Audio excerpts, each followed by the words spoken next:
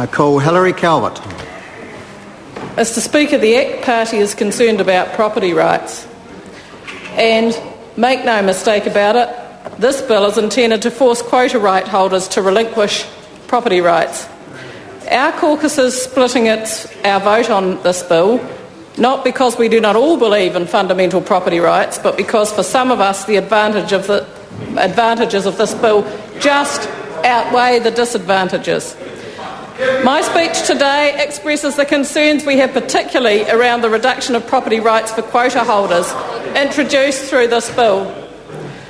As a result of a recently tabled SOP, those who wish to carry out aquaculture in an area currently used by a quota holder need only show that the aquaculture use is of materially greater economic value to New Zealand than the use by the quota holder.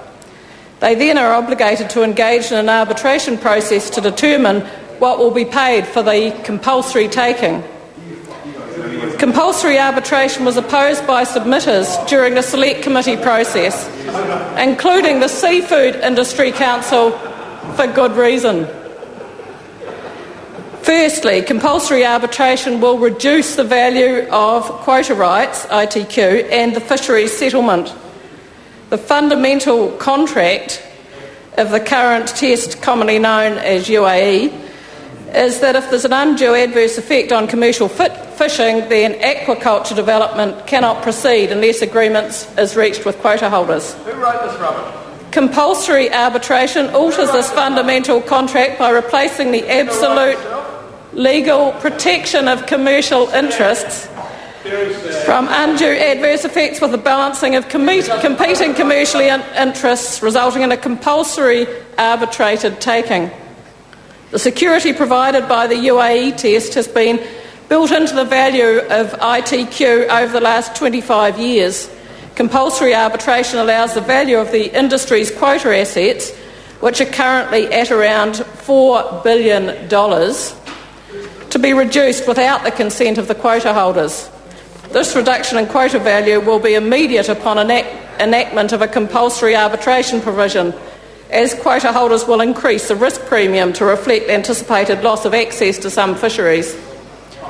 Compulsory arbitration fails to uphold the integrity of the full and final fisheries settlement, as settlement assets allocated to iwi could have their value unilaterally reduced without the consent of quota holders. Secondly, compulsory arbitration is not used like this in other parts of commerce. In no other sector of commerce do we allow one group of private individuals to compulsorily take away, using the powers of the state, the property of a competitor on the basis that the price will be determined by compulsory arbitration. It would be unthinkable, for example, that a farmer or horticulturalist on the edge of a town could be forced to sell part of their land to a developer wishing to build a supermarket on that site. Thirdly, compulsory arbitration will not achieve the claimed benefits. It will not ensure the best use of coastal resources.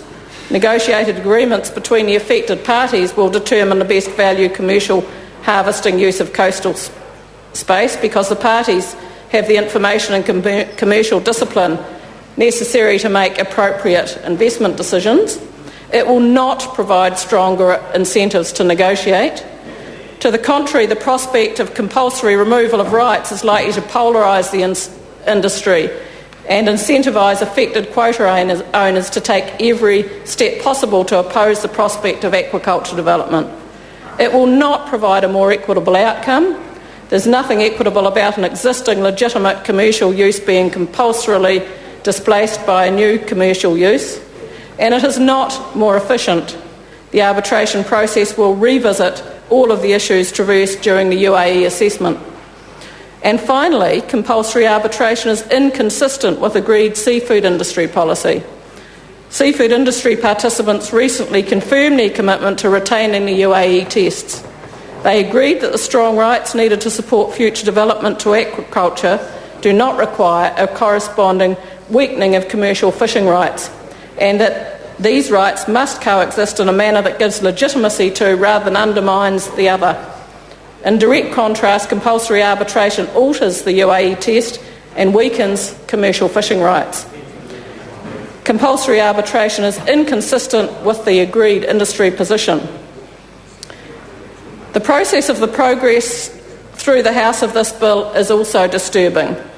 The idea that a major issue, which could have gone to the Select Committee and had proper consultation, has been introduced as a supplementary order paper after the Select Committee process is a weakening of parliamentary process, especially in an urgency motion on an issue which is in no way urgent. The issue is essentially one of competing commercial interests, where the government is intervening and taking sides. This bill could well encourage others to come to lobby members of Parliament in the hope that an SOP could be introduced after consultation and without proper scrutiny, and in the commercial interests of some against those of current property right holders.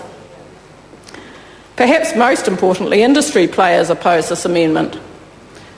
The SOP will not sort out problems where the industry has no confidence in this solution proposed by government. Call to Euro, Flavel.